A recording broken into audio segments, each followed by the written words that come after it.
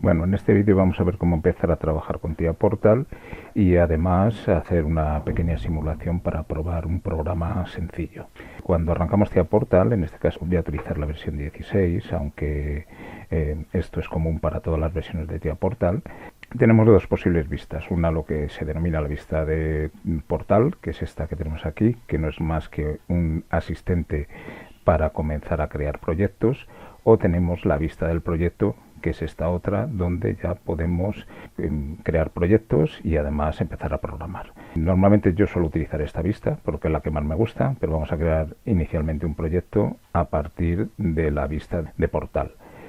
Creamos el proyecto, le damos un nombre y además podemos modificar la ubicación de este proyecto.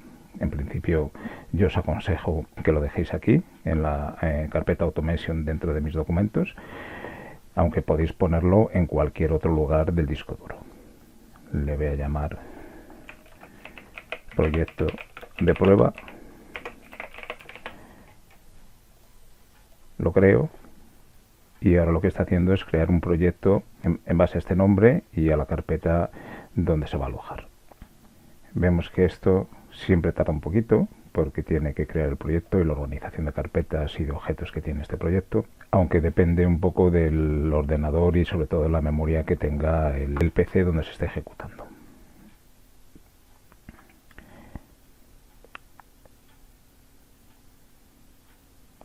Bien, ya hemos creado un proyecto y ahora el siguiente paso sería configurar o añadir un dispositivo.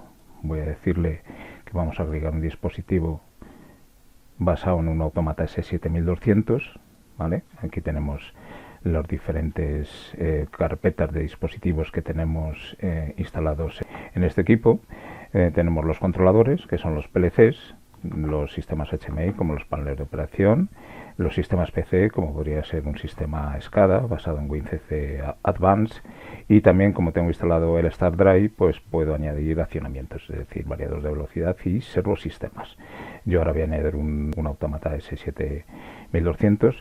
Como lo que voy a hacer es un programa y lo voy a simular, pues en principio podría ser cualquier PLC de los que aquí me aparecen. Si tuviese un dispositivo físico en el que realizar la programación, pues lo elegiría exactamente con su referencia exacta y con su versión de firmware.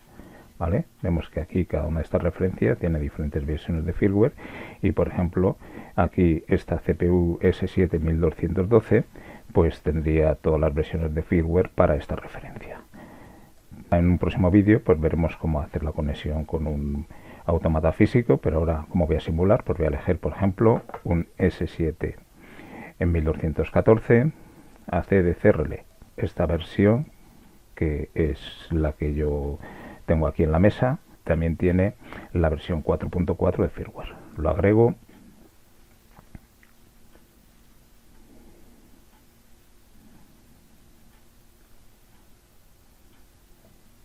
También esta operación siempre tarda un poquito. Evidentemente también dependerá del equipo en el que se esté ejecutando, pero es una operación que siempre tarda un rato en generar todos los elementos para el dispositivo. Bueno, pues ya automáticamente al crear el dispositivo vemos que me ha pasado directamente a la vista del proyecto y ya aquí puedo empezar a programar. Bueno, en principio tengo aquí la vista gráfica del dispositivo. Es una CPU como todos los S7200 de tipo compacto, pero aún así pues podemos añadirle tarjetas de entradas y salidas y de comunicación. Las tarjetas de comunicación se añaden en el lado izquierdo de la CPU y las tarjetas de entradas y salidas se añaden en el lado derecho. Por ejemplo, yo si quisiese añadir un módulo nuevo de entradas digitales, ¿vale? Me iría aquí al catálogo de productos, elegiría la referencia y lo arrastraría directamente al rack o al slot en el que lo quiero instalar y que debe coincidir con el que tengo en el equipo físico. Así podría hacerlo con todos los modelos de tarjetas hasta que cumplimente todos los slots que me permite esta CPU. Podría poner aquí un módulo de 8 salidas a transistor, que son salidas DC, y además puedo añadir la signal board, ¿vale? Aquí en el frontal de la CPU. Hay diferentes modelos de signal board. Por ejemplo, voy a añadir uno de salida analógica. así, ¿vale? Bueno, pues con esto ya podría empezar a trabajar una vez que tengo configurado el hardware de mi equipo. Como no necesito módulos adicionales, simplemente los voy a eliminar ahora, ¿vale? Luego ya, si en algún momento los necesitamos, pues ya veremos cómo los detectamos automáticamente, porque sería la forma más cómoda para configurar nuestro dispositivo en el proyecto. Vale, pues vemos que un proyecto pues tiene el nombre aquí en la parte superior y luego de él cuelgan una serie de carpetas. Hay una que es la carpeta del autómata que acabo de configurar. Si agregara otros dispositivos que pueden ser de tipo HMI, controladores como S7500, S7300, ¿vale?, de las gamas anteriores, pues irían apareciendo aquí como carpetas, cada una con su contenido, con sus bloques de programación, tabla de variables, etcétera. Yo ahora lo que voy a hacer es crear un sencillo programa, donde voy a crear un programa para arrancar un motor con marcha paro. Entonces, lo primero que tengo que hacer es aconsejable que vayamos a la tabla de variables. Aquí vemos que hay una carpetita que pone variables PLC. Pues lo que voy a hacer es crear una tabla de variables basado en las variables que voy a necesitar en este programa. No necesariamente hay que crear las variables en este momento, las variables se pueden crear sobre la marcha, pero si conocemos ya las variables que vamos a utilizar en el programa, pues es muy cómodo y rápido empezar haciendo esta operación. Luego, en cualquier momento, o bien cuando estamos programando, o bien cuando queramos añadir una serie de variables a la tabla, lo podemos hacer sin ningún problema, pero en principio los que conozcamos es conveniente hacerlos antes de empezar a programar, porque nos facilitará también la identificación de esas variables para luego comenzar a trabajar en el programa. Antes de nada, lo que debo saber es dónde direccionan físicamente las entradas y salidas de mi PLC para poder empezar a crear las variables. Esto lo puedo ver de dos formas. Me puedo ir aquí a la configuración del dispositivo y veo que en esta ventana que se puede recoger en la vista del dispositivo me está diciendo que este es un PLC que tiene 14 entradas digitales y 10 salidas digitales, que las 14 entradas digitales direccionan los bytes 0 y 1. Evidentemente el byte 1 no está completo, ya que si estuviesen los dos serían 16 entradas digitales, y que las salidas digitales pues direccionan en los bytes 0 y 1 también. Como son 10 salidas digitales, el byte 0 está completo, del 0 al 7, y el byte 1 lo que probablemente tendrá 2 bits, el 0 y el 1, ¿vale? ¿Dónde vemos dónde direccionan estas entradas y salidas? Vale, pues podemos, aparte de verlo aquí, donde vemos los bytes en los que se hace ese direccionamiento, nos venimos aquí a la ventana inferior, que es una ventana contextual, ya que vais a ver que cada vez que hagamos clic aquí en la ventana de trabajo, en la ventana de programación, en la ventana de dispositivo, esto cambia, ¿vale? Es una ventana contextual en relación a lo que estemos visualizando en las ventanas de trabajo. En este caso, como estamos en la CPU, vemos que al hacer clic visualizamos todos los parámetros y posibles configuraciones que pueda tener esta CPU. Si hacemos clic en el módulo de la Signal Board, vemos que esta ventana contextual se adapta a la configuración que tiene este módulo. Bien, pues me pongo la CPU, hago doble clic y aquí donde dice variables IO, lo que voy a hacer es localizar dónde direccionan mis entradas y salidas. Veo un direccionamiento analógico, que ahora no vamos a hablar de él, y veo que tengo un direccionamiento de entradas y salidas físicas. Vemos que aquí hay un byte completo de entradas digitales, que es el byte 0, y tiene los bits del 0 al 7. Igual tenemos el byte 1, que tiene en este caso 6 bits, del 0 al 5. También en la parte inferior vemos que se direccionan las salidas digitales. Tengo el byte 0 completo, con los bits del 0 al 7, y el byte 1 solamente tiene 2 bits, el 0 y el 1, ¿vale? Bueno, pues estas son las entradas y salidas digitales con las que puedo comenzar a trabajar en la tabla de variables. Me voy a la tabla de variables y entonces voy a decir que quiero poner un pulsador de marcha, entonces le voy a poner S marcha. Y vemos que automáticamente él me dice que va a ser una variable de tipo booleana, que ese es nuestro caso. Podríamos modificar el tipo de la variable, pero ahora solo vamos a trabajar con variables booleanas, por lo tanto lo dejamos con el formato bool. Me propone que empiece a direccionar en la primera entrada digital, en la I0.0. Evidentemente podría cambiarlo aquí si es que es necesario. Como en este caso es simulado, pues puedo empezar perfectamente con este bit del byte 0 y asignarle el nombre del pulsador de marcha. Vamos a poner el pulsador de paro. Al darle a intro vemos que automáticamente lo que hace es que él me sigue diciendo que esta variable va a ser de tipo booleana y que me la pone a continuación de la última que había creado, ¿vale? Voy a crear el motor y voy a poner Q motor. Vemos que él automáticamente, yo he creado una variable, pero como no sabe que yo quiero que sea una variable de salidas, él lo que hace es que, siguiendo el patrón inicial para crear las variables de entrada, automáticamente me asigna esta variable como una del bit 2 del byte 1 de entradas. Evidentemente esto no puede ser así.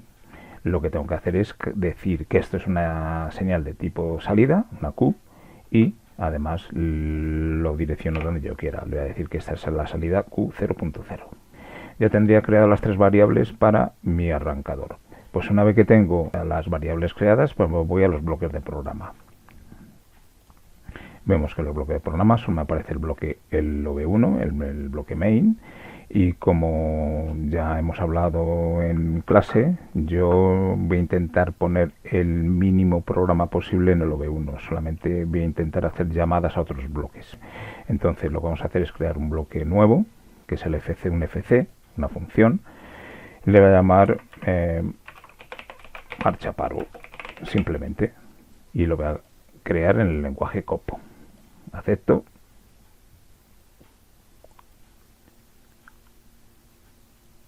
Y ya puedo empezar a trabajar. Como he asignado el lenguaje como el lenguaje de contactos, el lenguaje COP, que veo que aquí se podría cambiar, podríamos alternar entre el COP o el FUP, pues voy a empezar a trabajar. Veo aquí que hay una cinta de funciones rápidas que yo puedo personalizar.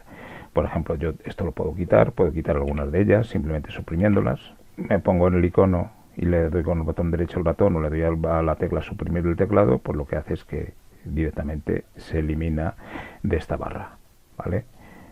Las voy a dejar así simplemente y aquí ya puedo empezar a trabajar. Todas las operaciones de programación para este PLC se encuentran aquí en la pestaña de instrucciones. Vemos que está organizadas por categorías. Hay unas instrucciones básicas, unas instrucciones avanzadas, de tecnológicas, de comunicación, etcétera, etcétera.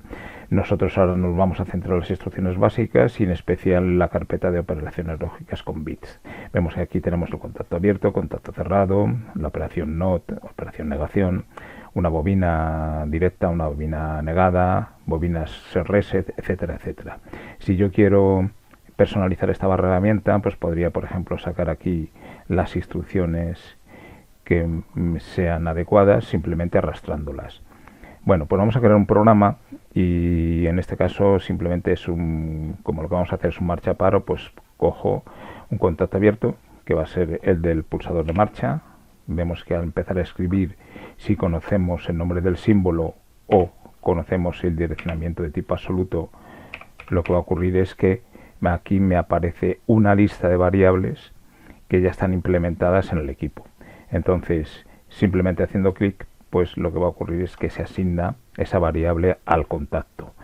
Vemos que aparece por defecto siempre el nombre del direccionamiento absoluto y el nombre de la variable. Esto lo podríamos modificar. Aquí podemos decir en esta etiqueta, en este icono, que nos muestre o bien los dos elementos identificadores de la variable o solamente el nombre simbólico, el direccionamiento absoluto, o ambos. Yo lo voy a dejar con ambos porque a mí me gusta hacerlo así. Quiero saber el direccionamiento absoluto además del nombre de la variable.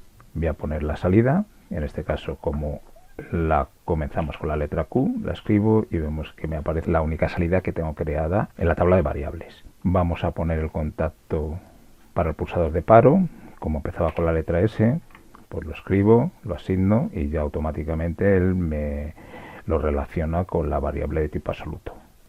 Lo que vamos a hacer ahora es poner una rama en paralelo al contacto de marcha con un contacto de realimentación de la bobina del motor. Aquí puedo hacerlo de dos formas, o bien comienzo una nueva rama con este icono de abrir rama y le pongo aquí el contacto, esa sería una forma, o simplemente arrastro el contacto, pero no ahí en el segmento, porque si lo dejo caer directamente ahí donde aparece ese cuadradito verde, lo que va a hacer es que me lo va a conectar en serie, sino que lo pongo más o menos debajo del contacto y él entiende que voy a hacer una conexión en paralelo. Entonces ahí ya directamente él me abre una nueva rama y lo que tengo que hacer ahora es conectar a la parte superior para que quede el pulsador de marcha con el contacto en paralelo de realimentación, que en este caso es el del motor. Aquí puedo hacer dos cosas, o bien empezar a escribir en la variable y la asigno, o bien teniendo ya la variable escrita como está aquí, pues lo que hago es que pulsando la tecla control de teclado la arrastro, la dejo caer y entonces lo que hace es una copia de dicha variable en el lugar donde la he arrastrado. Pues ya tengo creado el marchaparo. Ahora lo que vamos a hacer es simularlo. Este autómata, como ya lo vimos cuando lo hemos elegido ahí en el árbol de dispositivos, pues es una CPU S7214 con una versión de firmware 4.4. Las versiones de firmware 4.0 o superiores se pueden simular. Si elegimos una versión anterior a esa versión de firmware no se pueden simular, ¿vale? Entonces, si queremos simular, necesariamente siempre tendremos que elegir versiones superiores a la 4.0. Entonces, para simular, ¿qué hago? Bueno, pues tengo aquí un icono donde me dice que podemos iniciar la simulación. En este caso, doy al icono. Aquí me está haciendo un aviso que en principio no nos va a afectar, aunque podría ser necesario en algún momento que lo tuviésemos que cambiar. Acepto. Me dice que va a interrumpir la comunicación con cualquier autómata físico que pudiese estar conectado en este equipo.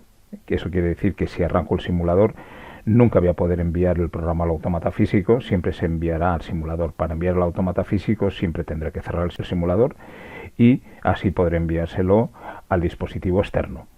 Acepto y aquí lo que va a ocurrir es que va a arrancar el simulador. Vemos que ya ha arrancado aquí en esta ventanita, donde aparecen los LED clásicos que tenemos en el frontal de un PLC de este tipo y además los botones para parar, pues poner en marcha, borrar el programa. Ahora lo que está haciendo TIA Portal es que va a enviar el programa al simulador como si fuese un PLC normal, ¿vale? La única diferencia es que en este caso quien va a recibir el programa es el PLC SIN y no el autómata físico. Le digo cargar, digo que finalice y ya vemos que el programa se ha cargado. ¿Cómo sé que se ha cargado correctamente? Bueno, pues vemos que aquí antes no aparecía la dirección IP y ahora ya sí, la dirección IP que se le ha asignado a PLC SIN, pues es la que tiene configurada el dispositivo en el proyecto. Entonces cuando esto aparece aquí es porque ha recibido el programa. Bien, pues ahora ya podemos empezar a simular, ¿vale? Aquí tenemos varias opciones de simulación.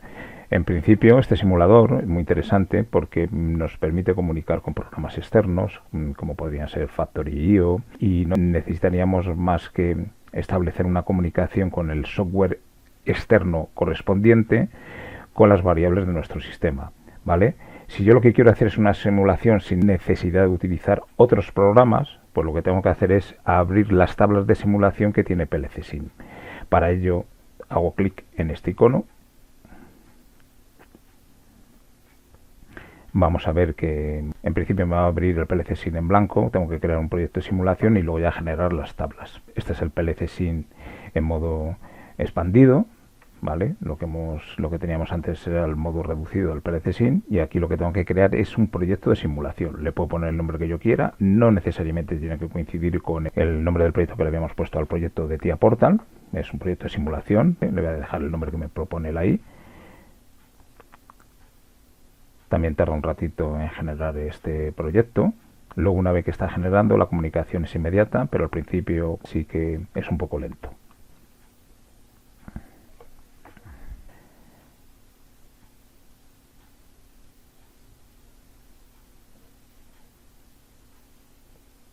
Bueno, vemos que sí que evidentemente tarda.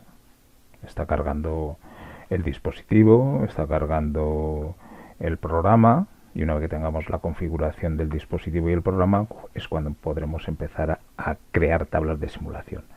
Le doy a esta pestaña de iniciar y aquí lo que voy a hacer en la carpeta del proyecto de simulación, pues voy a crear una tabla de simulación, lo que pone aquí tabla sim. La puedo agregar o empezar a trabajar con la que ya está creada por defecto. Hago doble clic en ella y aquí tengo la tabla donde puedo comenzar a ejecutar la simulación. Tengo que cargar primero las variables que tengo en el proyecto. Las podría escribir a mano, ¿vale? Podría empezar aquí y vemos que como ya está comunicado con el TIA Portal, pues en el momento que escriba una variable, pues él la identifica. Cuando son muchas variables, pues a lo mejor nos conviene cargarlas todas y luego eliminar aquellas que no necesitamos observar, ¿vale? En este caso tenemos 3 variables y sin necesidad de escribirlas le puedo decir en esta etiqueta que me las cargue todas del proyecto y ya vemos que aquí me ha cargado los 2 pulsadores y el motor. Entonces ya puedo comenzar a simular. Voy a hacer un poquito más grande esta ventana para que se vea todo correctamente. Vemos aquí el estado de los bits y cómo van a aparecer cuando empecemos a trabajar con ellos en la simulación. Yo lo que suelo hacer es que esta me gusta ponerlo un poquito más cerca del nombre de las variables porque así me permite en principio tener la ventana un poquito más pequeña y observar lo que ocurre en TIA Portal si es necesario. Tengo que poner el autómata en run, pone de color verde, y una vez que tengo el autómata en run, pues ya puedo comenzar a simular. El pulsador de marcha, pues vemos que aquí hay una casilla, también aparece un botón en la variable de entradas, y nos simularía la acción sobre dicho botón como si fuese un pulsador cableado a esta entrada digital. Acciono el pulsador y vemos que no funciona. ¿Por qué no funciona? Vemos que hemos creado un bloque, el bloque FC, y en ningún momento lo hemos llamado en el main. Todos los bloques FCs que queremos que se ejecuten tienen que estar llamados en el main.